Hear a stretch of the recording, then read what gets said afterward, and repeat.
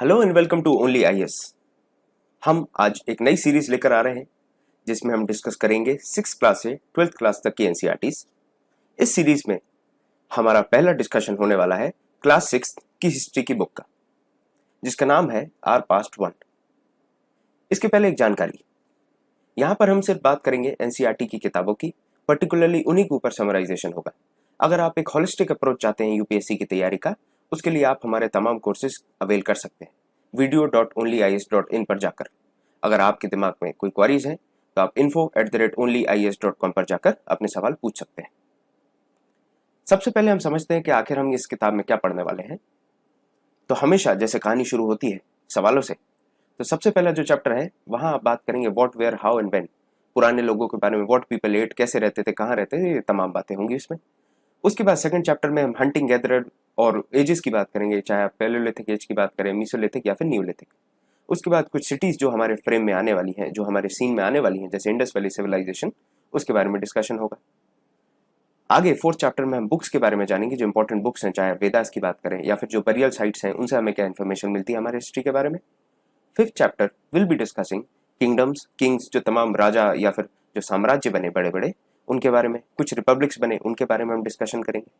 Sixth में कुछ new ideas जो आने वाले हैं, न्यू क्वेश्चंस, न्यू आइडियाज, जैसे कि बुद्धिज्म या जैनिज्म, इस तरीके के आइडियाज जो आएंगे उनके बारे में काफी इंटेंस डिस्कशन होगा। सेवेंथ में we will particularly talk about Mauryan empire, जिसमें हम अशोक के ऊपर इंपॉर्टेंट फोकस देंगे और जो भी सवाल इसमें हैं उनको अच्छे से समझेंगे। एट्थ में कुछ वाइटल विलेजेस हैं, कुछ टाउन्स हैं इंपॉर्टेंट, उनके बारे में बात होगी।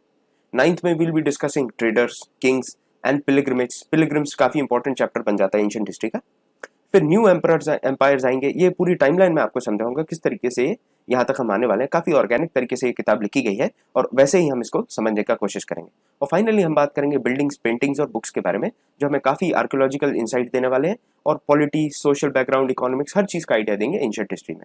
जो आपकी 6th क्लास की हिस्ट्री की बुक है उसमें पर्टिकुलरली एंशिएंट पे डिस्कशन हुआ है, तो हम पूरा एंशिएंट हिस्ट्री को एक ओवरव्यू लेते हुए 6th क्लास की एनसीईआरटी पढ़ेंगे। जैसे कि मैंने आपसे कहा कि हर किताब की शुरुआत सवाल से होती है, क्योंकि हर कहानी के पीछे एक सवाल होता है। यहाँ पर भी 6th क्लास की जो किताब है उसका फर्स्ट चैप्टर आपसे सवाल पूछता है। सवाल ये पूछे जाते हैं कि आखिर आपको पास्ट के बारे में कैसे पता चलता है, हम कैसे पता लगाएं कि हमारे पास्ट में क्या होता था। फिर हमारे भारत या इंडिया, जो हमारे कंट्री का नाम पड़ा, वो कैसे पड़ा, हम कहाँ रहते थे, जो हमारे पूर्वज थे, जो हमारे पीपल थे, वो कहाँ रहते थे, किस तरीके से हम ये पता लगाएं, क्या एक ही पास्ट है, क्या एक ही अतीत है, या फिर अलग अलग लोगों की अलग अलग कहानियां हैं, अलग अलग पास्ट है, इसके बारे में हम समझेंगे। और हिस्ट्री पढ़ने के लिए सबसे ज्यादा गहराई से हमें समझ में आना चाहिए क्रोनोलॉजी, और क्रोनोलॉजी समझने के लिए हमें डेट्स का मतलब क्या है, क्या मीन्स है, किस तरीके से हम समझे, वो यहाँ पर हम समझेंगे फर्स्ट चैप्टर। अब आप देखिए कि हमें कैसे पता लगेगा हमारे पास्ट के बारे में। तो मैं हमेशा इसके लिए एक सीधा साधा फॉर्मूला यूज करता हूं, जो मैं आपके साथ शेयर करता हूं। उसका फॉर्मूला का नाम है RKM, रोटी कपड़ा मकान। जिंदगी की जो जद्दोजहद है, जो लड़ाई है, वो यहीं से चालू होती है, इसलिए इसके बारे में जानना जरूरी है। सबसे पहले हम बात करेंगे रोटी की। तो एंशिएंट पीपल क्या खाते थे, इसके बारे में डिस्कशन हुआ है कि वो हंटर गैदरर्स थे या फिर वो फार्मर्स थे, एग्रीकल्चर करते थे, डोमेस्टिकेशन करते थे। ये पूरा क्रोनोलॉजिकल तरीके से आपके चैप्टर्स में डिफाइंड है। दूसरी बात हम करेंगे कपड़े की। क्या कपड़ा पहनते थे वो, क्या कपड़े वो जानवर की खाल के बनाते थे या फिर पेड़ के छाल के बनाते थे, कैसे वो कपड़े बनाते थे। फिर मकान, कहाँ रहते थे, रहने के लिए हट था या फिर बढ़िया बंगला था, जो आज के समय आप बंगले हैं, अपार्टमेंट है, फ्लैट है, उस तरीके की कोई चीज थी। ये सारी चीजें हम डिस्कस करने वाले हैं। इनके पेशे के बारे में भी हम डिस्कस करेंगे। जैसे हम सुबह से उठते हैं, आप एज एस्पिरेंट्स, आप अपना जो भी है दैनिक क्रियाएं करने के बाद आप पढ़ाई के लिए बैठ जाते हैं। जो IT स्पेशलिस्ट होंगे या फिर जो इंफॉर्मेशन टेक्नोलॉजी के लिए काम करते होंगे, वो अपना कंप्यूटर पे बैठ जाते हैं। कोई और काम, जो भी पेशा है, वो तमाम अपने पेशे करते हैं। इन सब के बारे में हम बात करेंगे। चाहे मर्चेंट्स हैं, प्रीस्ट हैं, उस समय किस तरीके की चीजें हुआ करती थी, किस तरीके के पेशे थे, आर्टिस्ट, म्यूजिशियन, साइंटिस्ट, हर चीज काफी ऑर्गेनिक तरीके से समझी जाएगी।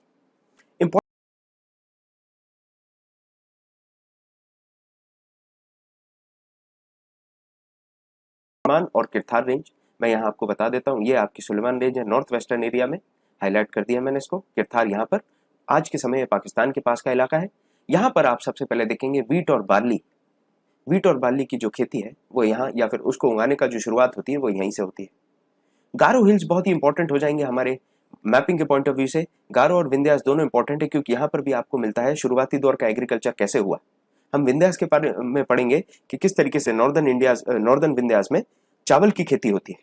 साथ में एनिमल रेयरिंग, शीप, गोट और तमाम कैटल्स की रेयरिंग जो होती है। गारो हिल्स जो आपके नॉर्थ ईस्ट में आपने पढ़ा है, गारो खासी जयंतिया, इस तरफ आप देख सकते हैं। इसके अलावा आप विंध्यास भी आपने पढ़े हैं। विंध्यास से मैं एक इंपॉर्टेंट चीज आपके साथ डिस्कस करना चाहता हूँ, जो एक शॉर्ट ट्रिक भी है कि जब मैं विंध्यास को याद करने का प्रयास करता हूँ तो मैं इस तरीके से करता हूँ।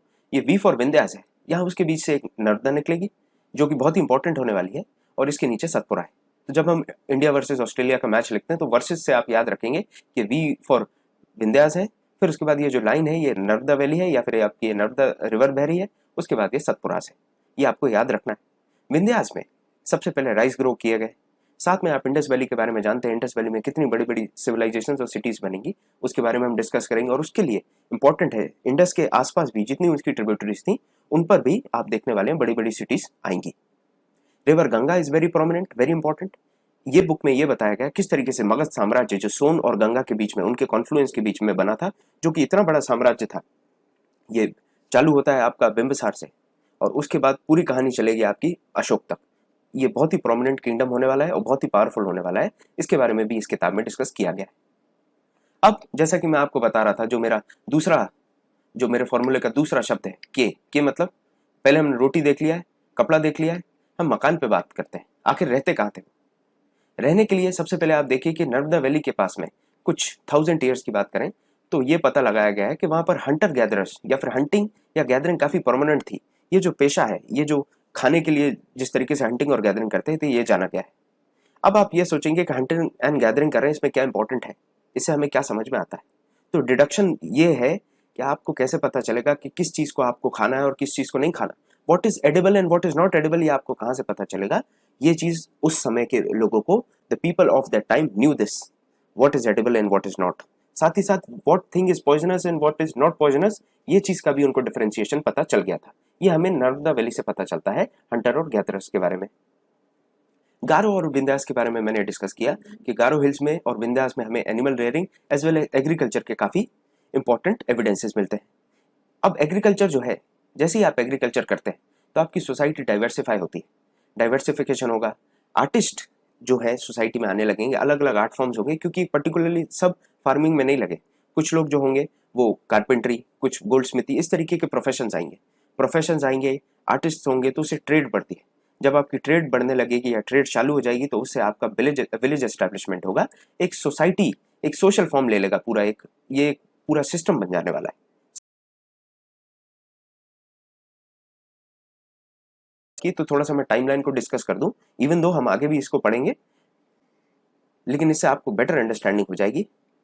हम मान के चलते हैं ये 0 है और यहां हम ले लेते हैं 2020। इस 0 को आप आइडेंटिफाई करते हैं ईशा के जन्म से, मतलब the birth of Christ. Birth of Christ के बाद से आप गिनती शुरू करेंगे तो बर्थ ऑफ क्राइस्ट के बाद जो कहानी होती है उसको हम एडी में नोटिफाई करते हैं या फिर सीई में नोटिफाई करते हैं। एडी का फुल फॉर्म होता है एनो डोमिनी। एनो डोमिनी मतलब in the year of God, और एनो डोमिनी का मतलब होता है भगवान, और ये लैटिन शब्द है। साथ में कॉमन एरा भी हम इसको लिखते हैं। और जो ईशा के या क्राइस्ट के बर्थ से पहले की कहानी है उसको हम लिखते हैं बीसीई में, या फिर हम उसकी जब बात करेंगे तो हम उसको सिंपली बीसी या बिफोर क्राइस्ट भी लिख सकते हैं। मैं अगर क्रोनोलॉजी की बात करूं तो यहाँ पर आप देखने वाले हैं कि 4700 ईयर्स अगो यहाँ पर आप देखेंगे बड़ी बड़ी सिटीज फ्लरिश करेंगी। इसके बारे में हम पढ़ेंगे थर्ड चैप्टर में। तो काफी एक्सपेंसिव डिस्कशन है सिटीज का, उनके डिजाइन का, ये आपको थर्ड चैप्टर में दिया गया है। और रिवर बैंक्स पे ही क्यों फ्लरिश हुआ इसके बारे में भी हम डिस्कशन करने वाले हैं, क्योंकि आप जानते हैं पानी कितनी जरूरी चीज है। इसके बाद आप देखिए 2500 ईयर्स अगो, इसको भी मैं मार्क करता हूँ। आप समझिए 2500 ईयर्स अगो मतलब यहाँ से 2000 और यहाँ 500 गिना जाएगा। तो अगर आप इसको 2500 ईयर्स लिखेंगे और अगर आप इसको बीसी में डिनोट करना चाहें तो आप यहाँ पे नीचे 500 बीसी भी लिख सकते हैं इसको। तो दोनों तरीके से आप इसको डिनोट कर सकते हैं। एरिया की बात करें हम तो एरिया जो साउथ में था, साउथ ऑफ गंगा, बहुत ही इंपॉर्टेंट प्रोमिनेंट एरिया बनेगा, क्योंकि सबसे पावरफुल किंगडम जो आने वाला है मगध साम्राज्य, मगध एम्पायर, ये गंगा के आसपास के कॉन्फ्लुएंस पे होगा। इसके बारे में हम डिस्कस करेंगे, what were the reasons of Magadha empire getting so strong.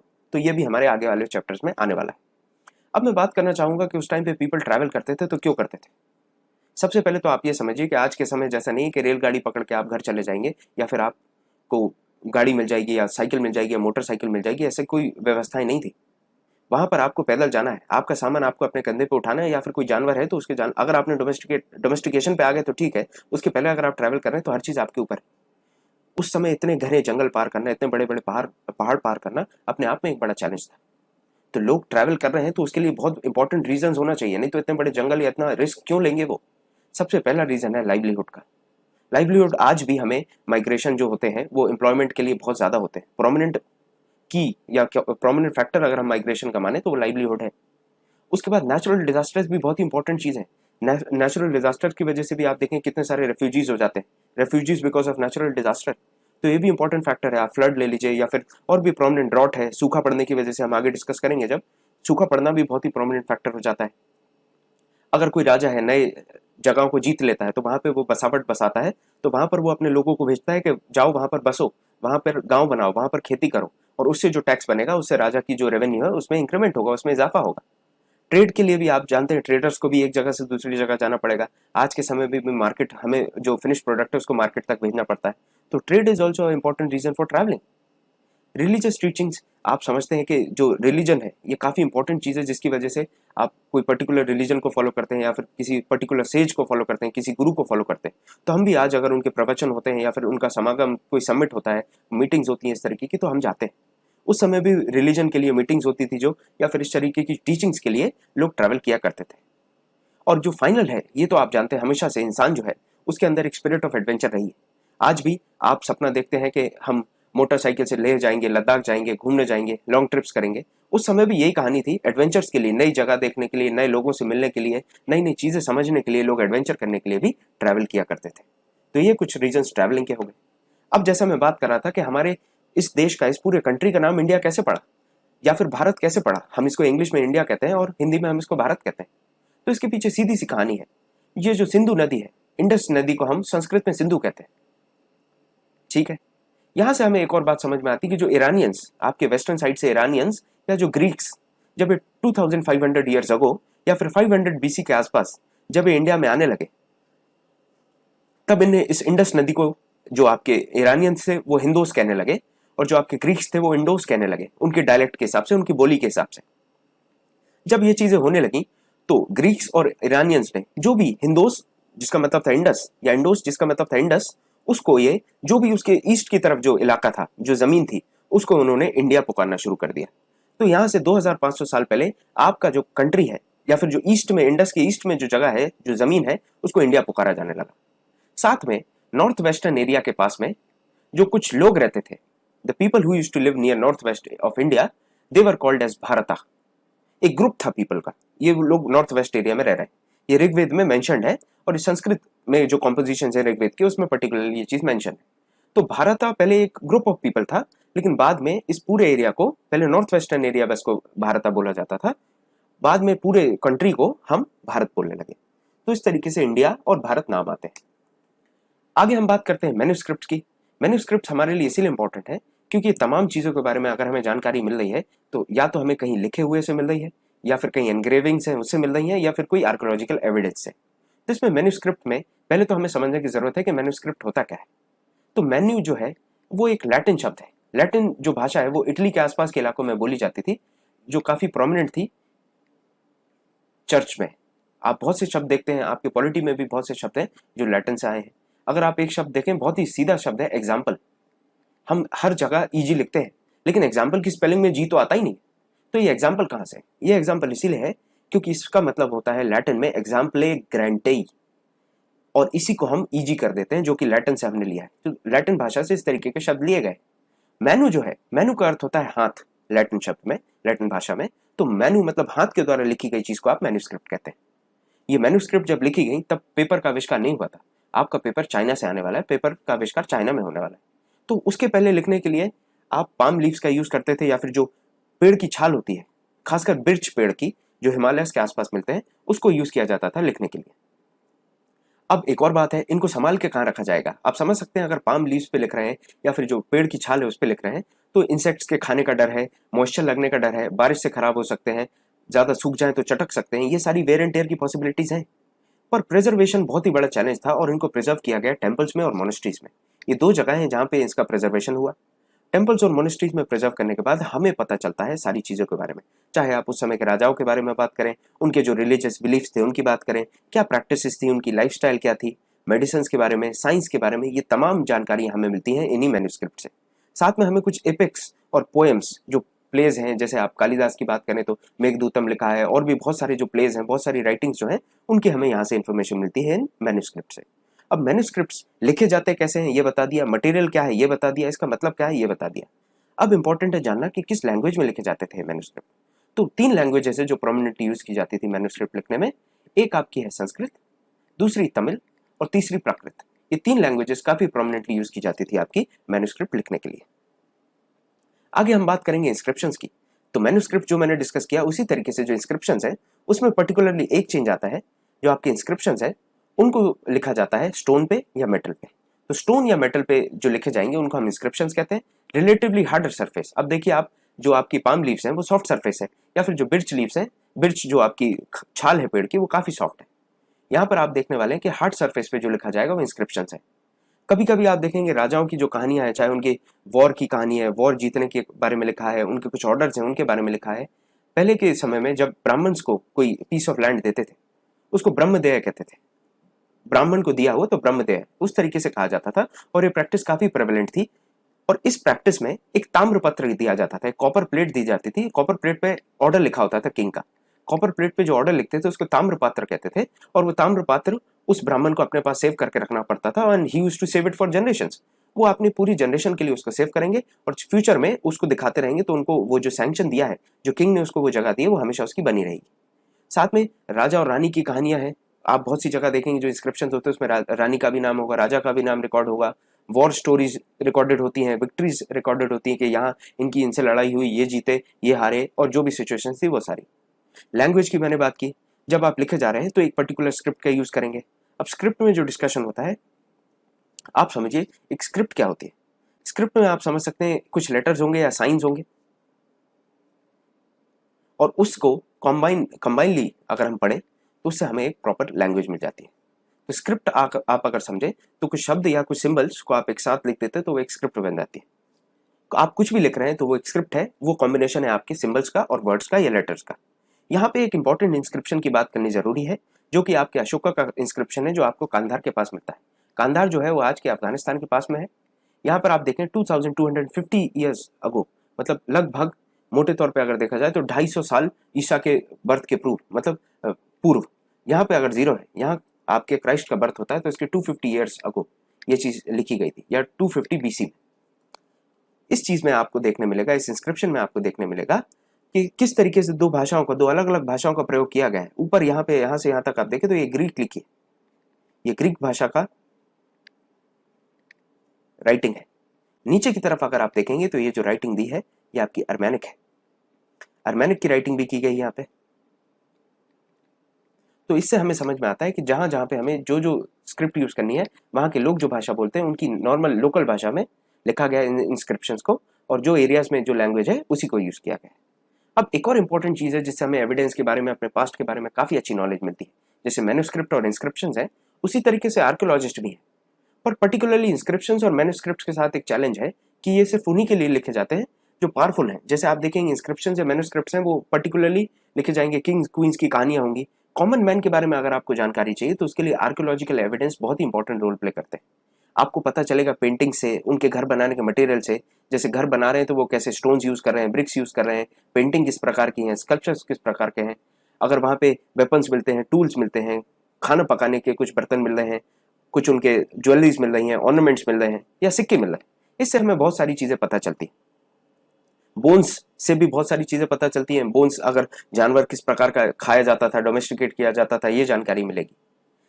अगर पके हुए बर्तन मिल रहे हैं तो उससे हमें समझ में आएगा कि खाना पकाने के लिए यूज होते थे, या फिर ग्रेन स्टोर करने के लिए यूज होते थे, या फिर मेटल के यूटेंसिल्स या मेटल का यूज मिल रहा है, उससे भी हमें सोसाइटी के बारे में बहुत सी इंफॉर्मेशन मिलती है, कॉमन मैन के बारे में। क्योंकि यहाँ पर जो इंस्क्रिप्शन से मैन्युस्क्रिप्ट्स हैं वो पर्टिकुलरली किंग्स या एलाइट्स की बात करते हैं, जो एलिट क्लास है उसका डिस्कशन करते हैं। अगर हमें नॉर्मल लोगों की कहानी के बारे में जानना है तो वहां आर्कियोलॉजिकल एविडेंसेस बहुत इंपॉर्टेंट है।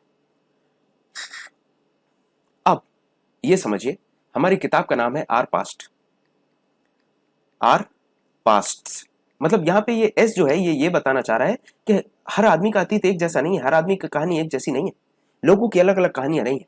और ये तब की बात नहीं है, आज भी यही यही जो एक रूल है ये फॉलो होता है कि सबकी एक जैसी कहानी नहीं है। आप राजा की कहानी देखेंगे तो राजाओं की कहानियां ज्यादा लिखी गई हैं, बैटल्स के बारे में, उनकी लग्जरियस लाइफ के बारे में, उनके बड़े बड़े महलों के बारे में, उनके बड़े बड़े साम्राज्यों के बारे में।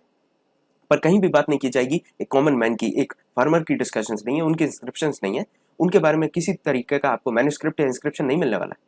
मर्चेंट्स की जो पास्ट है, मर्चेंट का पास्ट अलग होगा, उसमें डिस्कशन होगा कहाँ वो ट्रैवल किया, कहाँ उसने बिजनेस किया, उसने कितने पैसे किससे लिए, मनी कैसे ट्रांसफर करता था, और पूरा जो उसका बिजनेस है वो कहाँ कहाँ तक फैला था। क्राफ्ट्समैन की बात करेंगे तो उनका जो पास्ट है वो अलग है। क्राफ्ट्समैन अलग अलग डिजाइन में कैसे चेंज आए, मटेरियल्स में कैसे चेंज आए, initially he was using would, after that he started using metal, ये सारे जो भी एक चेंजेस हैं उन सब का उसका पास्ट होगा। तो आप देख सकते हैं कि एक टाइम में ही किंग, क्वीन, मर्चेंट और क्राफ्ट पर्सन में तीनों के पास्ट अलग है। ऐसा ही आज भी है। आज अगर किसी अंडमान आइलैंड में रहने वाले आदमी की बात करें हम, तो उसके जीवन में जो पर्टिकुलरली फिशिंग या हंटिंग के ऊपर डिपेंड करते हैं, उनके लिए वो खाना है। लेकिन अगर आपको खाना लेने जाना है और आप सिटी में रहते हैं तो आप किसी दुकान को ढूंढेंगे, दुकान को खोजेंगे और वहां से आप अपनी फूड सप्लाई को फुलफिल करेंगे, वहां से आप अपने जो नीड्स हैं उनको फुलफिल करेंगे खाने पीने के। तो ये डिफरेंस आज भी है और हमेशा से जो हमारे अतीत है, जो हमारे पास्ट है, वो जैसा आदमी है जिस जिस जगह पे है वैसा वैसा होगा, और स्वाभाविक सी बात है सबकी कहानी अलग होने वाली है। अब जैसा मैंने आपको बताया था, हम अपने चैप्टर के आखिरी पड़ाव पर पहुंच गए हैं कि आखिर इन डेटों का, इन तारीखों का क्या मायना है, क्या इंपॉर्टेंस है इन डेटों का, इनसे हमें क्या समझ में आता है। तो जैसा मैं आपको समझाया ग्राफ में, इस डायग्राम में, इस लाइन डायग्राम में मैं फिर से ड्रॉ करता हूं। ये हम आज अगर 2020 पे खड़े हैं और यहाँ पर ईशा का जन्म होता है 0 पे, 0 पे। यहाँ से जो कहानी चालू होगी वो आपकी एडी में लिखी जाएगी या फिर सीई में लिखी जाएगी, ये मैंने आपको बता दिया है। यहाँ पर जो कहानी है उसको हम बीसी में लिखेंगे या फिर सिंपली बीसी में लिखेंगे। तो यहाँ पे या ये तो होगा बिफोर कॉमन एरा या फिर बिफोर क्राइस्ट, इस तरफ आपका एनो डोमिनी या फिर आपका कॉमन एरा। एनो डोमिनी का अर्थ, इसका मतलब होता है in the year of God, क्योंकि देखिए यहाँ पे ईशा का जन्म हो गया है, यीशु मसीह आपकी दुनिया में आ गए, तो यहाँ से जो कहानी है ये उनके सामने घटने वाली है, इसलिए कहा जाता है ये भगवान के सामने, in the year of God, है ना। और उसके आगे आप इसके, ये बेसिकली हमें डिफरेंस समझना है बीसी एडी सीई और बीसीई में। अब एक और टर्म है जो काफी इंपॉर्टेंट है समझना, वो है डिसेफरमेंट। डिसेफरमेंट मतलब होता है पहेली को सुलझाना। आप जो पहेली है उसको आप कहते हैं सिफर, CIPHER, सिफर। और जब आप उस सिफर को सुलझा रहे हैं, उस पहेली को सुलझा रहे हैं, तो उसको कहते हैं डिसिफरमेंट या फिर डिसिफर करना, सिंपल। और उस प्रोसेस को आप डिसिफरमेंट कहते हैं। Process of understanding the inscription, जो इंस्क्रिप्शन है उसमें ये देखिए आप किस तरीके की राइटिंग लिखी है, इससे क्या कहा गया है, ये समझने का प्रयास करेंगे। एक इंस्क्रिप्शन का या डिसिफरमेंट का एग्जांपल आपको रोसेटा एक जगह है इजिप्ट में, उसका मिलता है। इजिप्ट आप जानते हैं नॉर्थ अफ्रीका में है। उस इंस्क्रिप्शन में पता चलता है कि जो भाषा है वो 3 प्रकार की है, उसमें ग्रीक और 2 अलग प्रकार की इजिप्शियन भाषाएं लिखी गई हैं। साथ में इसमें राजा और रानी के नाम लिखे गए, राजा और रानी के नाम लिखे गए हैं। और ये जो पूरा फ्रेम है आप देख पा रहे हैं वर्ड, इसको कार्टूश कहते हैं, एक छोटा सा टैबलेट जैसा जिसमें राजा और रानी के नाम लिखे हैं और अलग अलग भाषाओं का प्रयोग किया, जिसमें 2 भाषाएं ग्रीक और अर्मेनिक का यूज किया गया था। अब हमने इस चैप्टर से क्या सीखा, थोड़ा सा हम इसको डिस्कस करते हैं। आप इस स्लाइड को पॉज करके इन सवालों का जवाब देने का प्रयास करें, फिर हम इसको डिस्कस करते हैं। उम्मीद करता हूं आपने सवाल देख लिए होंगे, स्लाइड को पॉज कर आपने इनके सॉल्यूशंस बनाए होंगे। अब हम सबसे पहले डिस्कस करें नर्मदा वैली के बारे में। तो नर्मदा वैली में सबसे इंपॉर्टेंट है, मैंने आपको बताया कि हंटिंग एंड गैदरिंग चालू हुई थी। तो अगर हम मैच द कॉलम समझे तो Narmada valley matches with hunting and gathering. Magadh के बारे में मैंने आपको बताया था कि बहुत ही बड़ा साम्राज्य बन गया था मगध। तो अगर हम देखें तो the first kingdom, big kingdom, ये आपके मगध। गारो के बारे में भी मैंने बात की थी कि गारो में एज वेल एज विंध्यास में अर्ली एग्रीकल्चर के आपको साइंस मिलेंगे। इंडस एंड ट्रिब्यूटरीज है, जो इंडस और उसकी ट्रिब्यूटरीज है उसके पास में पहली सिटीज, जो ओरिजिन हुआ था सिटीज का हड़प्पन सिविलाइजेशन में, चाहे आप हड़प्पा की बात करें या मोहनजोदारो, तो जो पहले जो इनिशियल फेजेस में सिटी आई वो यहाँ पर आई इंडस वैली के पास में। और गंगा वैली के पास में आप देखेंगे कि यहाँ पे सिटीज का फॉर्मेशन चालू हो जाएगा 2500 ईयर्स अगो, जो कि आप समझ सकते हैं ये लेटर वैदिक पीरियड के आसपास की बात है। तो इसको हम डिस्कस करेंगे टाइमलाइन पे। हमारा जो 4th चैप्टर होने वाला है उसमें हम इस चीज के बारे में डिस्कस करेंगे। लेटर पीरियड, ये वेदास का जो या वैदिक पीरियड जो है, लेटर वैदिक पीरियड में हम इसको डिस्कस करेंगे। तो ये हमने मैच द कॉलम से समझ लिया कि इस चैप्टर में हमने क्या क्या सीखा। तो तो आज के डिस्कशन में इस चैप्टर में इतना ही। ओनली आईएएस के साथ बने रहिए और लेक्चर को देखने के लिए बहुत बहुत धन्यवाद।